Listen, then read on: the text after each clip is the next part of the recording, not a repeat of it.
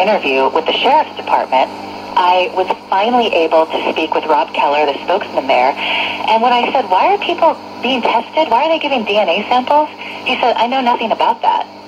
So I'm going to look into this because some people were told if you don't give a sample, you're going to get a second felony. But there's this federal DNA database, and why are they taking DNA samples? So there are a lot of questions that journalists need to be asking here.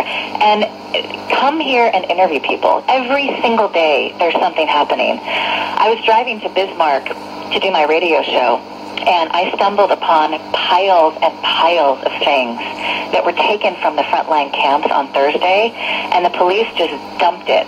And people here were crying because it included sacred items like feathers and pipes. I mean, this is the kind of thing that's happening, and you can only tell the story if you're on the ground for, more than 2 days. I mean, some people have flown in.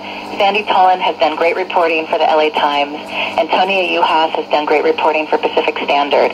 But in order to really get the true sense of what's happening, you have to stay for at least a week to get the real story. And you would think that reporters would be curious, would be genuinely curious to see with their own eyes, and that we would see more of the big guys. But fortunately, we have seen, it's been a wonderful showing for independent media, or so-called alternative media, where people have been willing to go and listen to folks and bring those voices back.